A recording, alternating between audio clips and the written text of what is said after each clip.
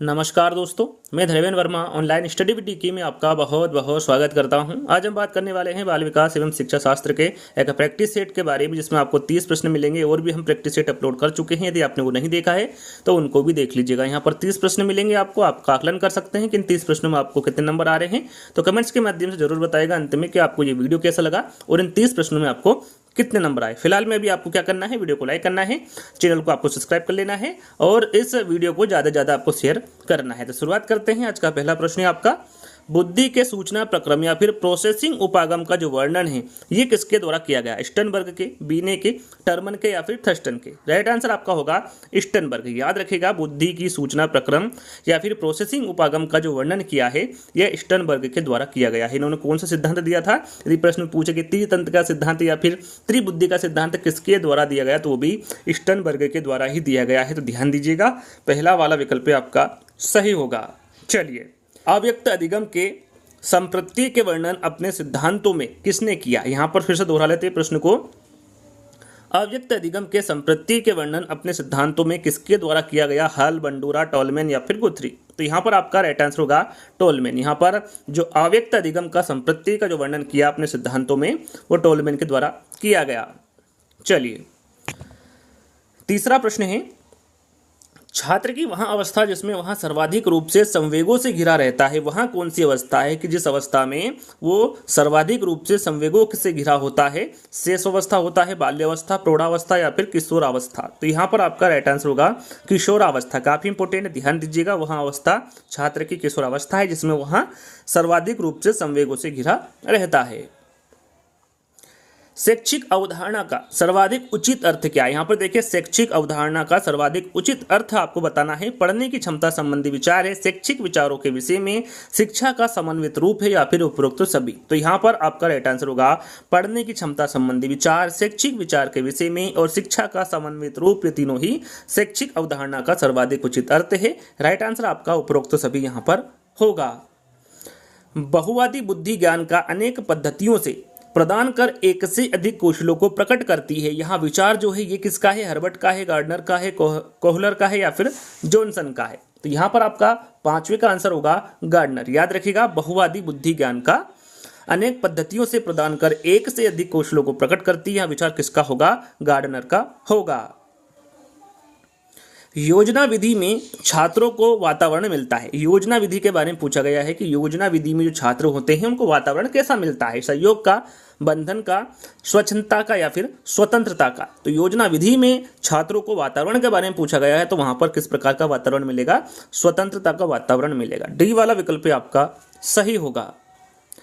उपलब्धि परीक्षणों का प्रमुख उपयोग होता है। उपलब्धि परीक्षणों का प्रमुख उपयोग कहाँ पर होता है? अधिगम उत्पाद जांच में होता है, शैक्षणिक मार्गदर्शन में होता है, उपचारात्मक शिक्षण में होता है या फिर उपरोक्त सभी में होता है? तो उपलब्धि परीक्षणों का प्रमुख उपयोग के बारे में पूछा गया है, तो यहाँ पर अधिगम उत्पाद जांच में भी होता है, शैक्षिक मार्गदर्शन में भी होता है और उपचारात्मक शिक्षण में भी होता है। तो उपरोक्त सभी आपका यहाँ पर राइट आंसर होगा। चलिए, बाल अध्ययन का पिता किसे कहा जाता है? बाल अध्ययन का पिता किसे कहा जाता है? स्टेनली हॉल को, प्रियर को, सीउन को या फिर वाटसन को? राइट आंसर आपका होगा यहाँ पर स्टेनली हॉल। बाल अध्ययन का जो पिता कहा जाता है ये स्टेनली हॉल को कहा जाता है। पहला वाला विकल्प आपका सही होगा। काफी इंपोर्टेंट प्रश्न है, याद कर लीजिएगा।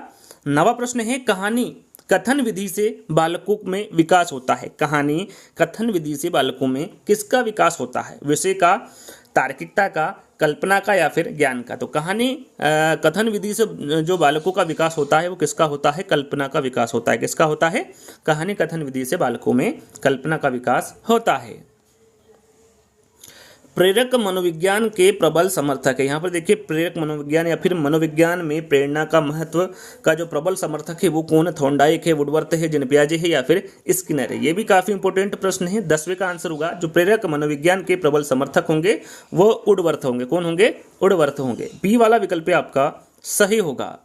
एक प्रक्रिया है जिसमें बालक संस्कृति के तौर तरीके सीखता है। अभिप्रेरणा है, समायोजन प्रक्रिया है, सामाजिकरण है या फिर इनमें से कोई नहीं? राइट आंसर आपका यहाँ पर होगा सामाजिकरण। सामाजिकरण एक ऐसी प्रक्रिया है जिसमें बालक संस्कृति के तौर तरीके सीखता है। तो तीसरा वाला विकल्प आपका सही होगा।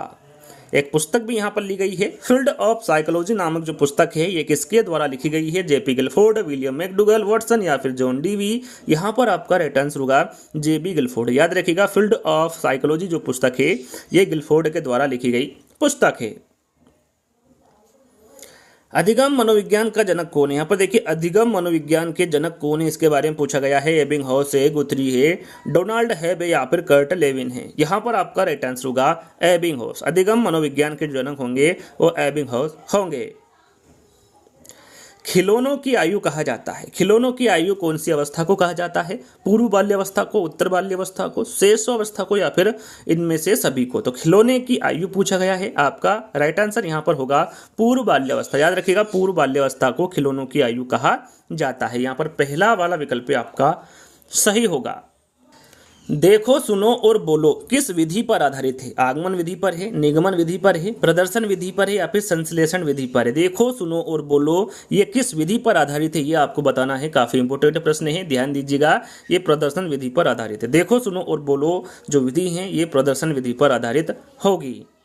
शिक्षा में मनोविज्ञान आंदोलन का सूत्रपात करने का जो श्रेय है ये किस मनोविज्ञान को जाता है? अरस्तु को, प्लेटो को, सुकरात को या फिर रूसो को? शिक्षा में मनोविज्ञान आंदोलन का सूत्रपात करने का जो श्रेय है ये किस मनोवैज्ञानिक को जाता है? आपका राइट आंसर होगा ये रूसो को जाता है। शिक्षा में मनोविज्ञान आंदोलन का सूत्रपात करने का जो श्रेय है ये रूसो को जाता है। अगले प्रश्न की ओर बढ़ेंगे। अगला प्रश्न है, कौन सा सिद्धांत व्यक्त करता है कि मानव मस्तिष्क एक बर्फ की बड़ी चट्टान के समान है जो कि अधिकांशतः छिपी रहती है एवं उसमें चेतन के 3 स्तर। यहाँ पर देखिए, जहाँ पर चेतन आ जाए वहाँ पर आपको समझ में आ जाना चाहिए कि गुण सिद्धांत है, प्रकार्य सिद्धांत है, मनोविश्लेषणात्मक सिद्धांत है या फिर व्यवहारवाद सिद्धांत है। तो यहाँ पर वहाँ सिद्धांत कौन सा होगा? मनोविश्लेषणात्मक सिद्धांत होगा। ये किसके द्वारा दिया गया है? तो ये फ्रायड के द्वारा दिया गया है। फ्रायड के द्वारा दिया गया सिद्धांत मनोविश्लेषणात्मक सिद्धांत है और यहाँ व्यक्त करता है कि मानव मस्तिष्क एक बर्फ की बड़ी चट्टान के समान है जो कि अधिकांशतः छिपी रहती है एवं उसमें चेतन के इन्होंने कितने स्तर बताए हैं? 3 स्तर बताए हैं। क्षेत्र सिद्धांत को किस नाम से जाना जाता है? संज्ञानात्मक क्षेत्र सिद्धांत, स्थान मनोविज्ञान सिद्धांत, बाल दिशा मनोविज्ञान सिद्धांत या फिर ये सभी? देखिए, थोड़े समय पहले हमने एक वीडियो अपलोड किया था जिसमें आपको अधिगम सिद्धांत को और किन किन नामों से जाना जाता है उसके बारे में आपको बताया था। यदि वीडियो वो नहीं देखा है तो आप देख लीजिएगा, क्योंकि इस प्रकार के प्रश्न पूछे जाते हैं। जैसे कि यहाँ पर पूछा गया है कि जो क्षेत्र सिद्धांत है उसे किस नाम से जाना जाता है? तो इसे संज्ञानात्मक क्षेत्र सिद्धांत, स्थान मनोविज्ञान सिद्धांत और बाल दिशा मनोविज्ञान सिद्धांत के नाम से भी जाना जाता है। यहाँ पर आपका जो राइट आंसर होगा वो ये सभी होगा। यहाँ पर आपको पता होना चाहिए ये क्षेत्र सिद्धांत है किसके द्वारा दिया गया है? तो ये कर्ट लेविन के द्वारा दिया गया है। किसके द्वारा? कर्ट लेविन के द्वारा क्षेत्र सिद्धांत दिया गया है। जैसे संज्ञानात्मक क्षेत्र सिद्धांत, स्थान मनोविज्ञान सिद्धांत और बाल दिशा मनोविज्ञान के नाम से भी क्षेत्र सिद्धांत को जाना जाता है। तो यहाँ पर ये सभी आपका राइट आंसर होगा। समायोजन से तात्पर्य स्वयं का विभिन्न परिस्थितियों में अनुकूलन करना है ताकि संतुष्ट किया जा सके। किसको? दूसरों को, प्रेरकों को, उद्देश्यों को या फिर आवश्यकताओं को? राइट आंसर आपका होगा आवश्यकताओं को। याद रखिएगा, समायोजन से तात्पर्य स्वयं का विभिन्न परिस्थितियों में अनुकूलन करना है ताकि आवश्यकताओं को संतुष्ट किया जा सके। तो यहाँ पर 4th वाला विकल्प आपका सही होगा। कौन सा व्यवहार भावात्मक बाधा को प्रदर्शित नहीं करता? वो कौन सा व्यवहार है जो भावात्मक बाधा को प्रदर्शित नहीं करता है? बाल अपराध है, कमजोरों को डराने वाला, भगोड़ापन या फिर स्वालीनता? राइट आंसर आपका होगा यहाँ पर स्वालीनता। ये जो व्यवहार है ये भावात्मक बाधा को प्रदर्शित नहीं करता है। 4th वाला विकल्प आपका सही होगा। अगला प्रश्न, निःशक्त बालकों की शिक्षा के लिए प्रावधान किया जा सकता है समावेशित शिक्षा द्वारा, मुख्य धारा में डालकर, समाकलन द्वारा या फिर उक्त कोई नहीं? निःशक्त बालकों की शिक्षा के लिए जो प्रावधान किया जा सकता है वो समावेशित शिक्षा द्वारा किया जा सकता है। यहाँ पर पहला वाला विकल्प आपका सही होगा। विद्यार्थियों के अच्छे मानसिक स्वास्थ्य को बनाए रखने के लिए निम्न में से कौन सा तरीका अधिक महत्वपूर्ण है? सहशैक्षिक क्रियाओं का प्रावधान, अभिव्यक्ति की स्वतंत्रता, रुचियों की भिन्नता या फिर अध्यापक की भूमिका एवं विद्यालय वातावरण? यहाँ पर विद्यार्थियों के अच्छे मानसिक स्वास्थ्य को बनाए रखने के लिए तरीका जो सबसे अधिक महत्वपूर्ण है उसके बारे में पूछा गया है। तो आपका राइट आंसर होगा अध्यापक की भूमिका एवं विद्यालय वातावरण। ये तरीका सबसे अधिक महत्वपूर्ण है। 4th वाला विकल्प आपका सही होगा। राष्ट्रीय दृष्टि बाधितार्थ संस्थान, राष्ट्रीय दृष्टि बाधिता संस्थान ये कहाँ पर स्थित है? शिमला में है, कोलकाता में है, देहरादून में है या फिर दिल्ली में है? राइट आंसर आपका होगा देहरादून। याद रखिएगा, जो राष्ट्रीय दृष्टि बाधिता संस्थान है ये देहरादून में स्थित है। शिक्षा मनोविज्ञान को शिक्षा का निर्माण की आधारशिला माना है। चार्ल्स स्किनर ने, बीने ने, पियाजे ने या फिर वाटसन ने? यहाँ पर आपका राइट आंसर होगा स्किनर ने। याद रखिएगा, शिक्षा मनोविज्ञान को शिक्षक निर्माण की जो आधारशिला माना है यह चार्ल्स स्किनर के द्वारा माना गया है। किस विधि में शिक्षण सूत्र का प्रयोग होता है? वो कौन सी विधि है जिसमें शिक्षण सूत्र का प्रयोग होता है? आगमन, निगमन, प्रदर्शन या फिर संश्लेषण? तो यहाँ पर आपका राइट आंसर होगा आगमन विधि में। याद रखिएगा, आगमन विधि में शिक्षण सूत्र का प्रयोग होता है। यहाँ पर पहला वाला विकल्प आपका सही होगा।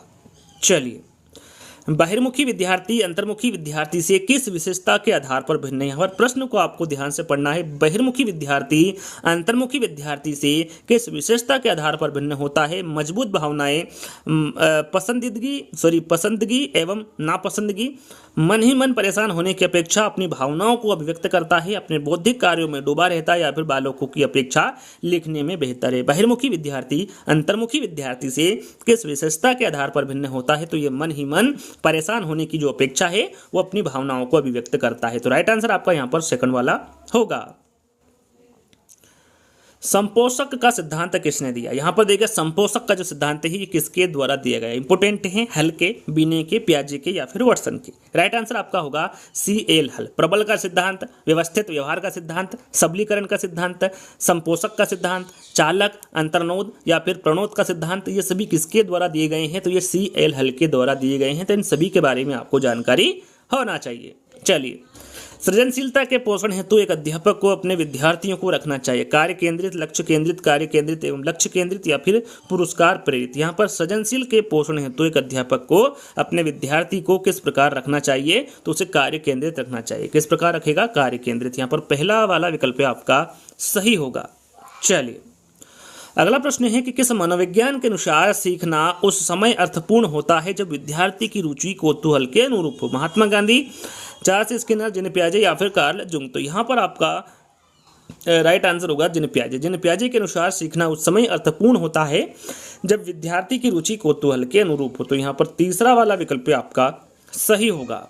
अंतिम प्रश्न, जैसा कि मैंने आपको बताया था, टोटल आपको 30 प्रश्न मिलेंगे और आई होप, हम आशा कर रहे हैं यहाँ पर कि आपको 30 में से 30 अंक प्राप्त हो रहे होंगे। आपको कमेंट्स के माध्यम से बताना है। तो अंतिम प्रश्न है आपका, निःशुल्क एवं अनिवार्य शिक्षा का बालकों का अधिकार 2009 के अंतर्गत किसी भी अध्यापक को निम्न में से किस कार्य के लिए नहीं लगाया जा सकता? जो अध्यापक है उसे किस कार्य के लिए नहीं लगाया जा सकता? निःशुल्क एवं अनिवार्य शिक्षा का बालकों का अधिकार 2009 के अंतर्गत 10 वर्ष पश्चात होने वाली जनगणना में, आपदा राहत कार्य में, चुनाव संबंधी कार्य में या फिर पल्स पोलियो कार्यक्रम में? तो जो अध्यापक है उन्हें पल्स पोलियो कार्यक्रम में निःशुल्क एवं अनिवार्य शिक्षा का बालकों का अधिकार 2009 के अंतर्गत जो अध्यापक है उनको इस कार्य में नहीं लगाया जा सकता। तो फोर्थ वाला विकल्प आपका सही होगा। और यहीं पर 30 प्रश्न समाप्त होते हैं। आपको वीडियो अच्छा लगा हो तो आपको इसको लाइक करना है, शेयर करना है और चैनल को फटाफट सब्सक्राइब कर लेना है। तो जल्दी ही दोस्तों एक नई प्रैक्टिस सेट के साथ मिलेंगे। जब तक के लिए धन्यवाद।